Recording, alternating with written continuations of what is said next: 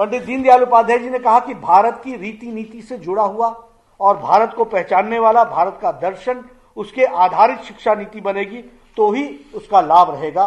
और उन्होंने कहा था कि education is an investment which is going to change the society in coming times. इस बात को भी रखा है। मित्रों, जो नई शिक्षा नीति जिसको हम राष्ट्रीय शिक्षा नीति 2020 कहते हैं, उसका अंतर क्या है, जिससे आपने भी ग्रेजुएशन कर ली है, पोस्ट ग्रेजुएशन कर लिया, आप वंचित रहे हैं, हम भी वंचित रहे हैं, लेकिन आने वाली पीढ़ियां उसका लाभ उठाएंगी। वो क्या है? वो है पहला स्ट्रेस है अफोर्डेबिलिटी, यानी सबको शिक्षा मिल सके, सब अफोर्ड कर सके, सबके लिए शिक्षा प्राप्त होने की व्यवस्था होना, ये पहला कमिटमेंट है।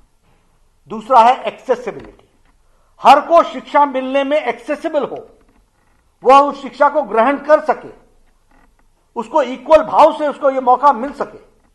सिर्फ ये बड़े लोगों की ही शिक्षा का व्यवस्था न हो, सामान्य व्यक्ति भी एक्सेसिबल हो, उसको शिक्षा, इस बात का जोर दिया गया है।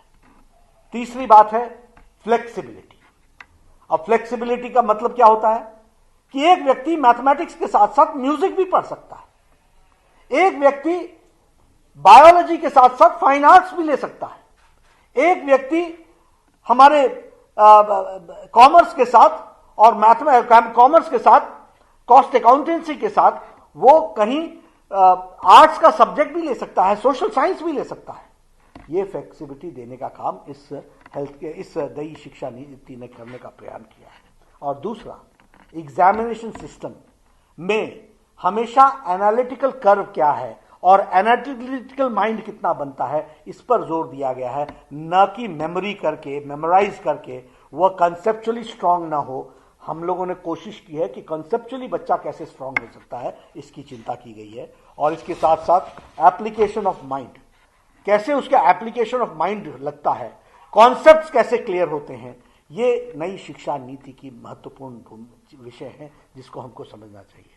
और सबसे बड़ी बात है कि मीडियम ऑफ इंस्ट्रक्शन, पढ़ाई की भाषा 5वीं क्लास तक मातृभाषा रहेगी, ताकि बच्चा बिल्कुल अपनी भाषा में, जो वो घर में भाषा बोलता है, उस भाषा में शिक्षा ग्रहण कर ले, और ताकि उसका बेस स्ट्रांग हो सके। इस बात की चिंता इस शिक्षा नीति में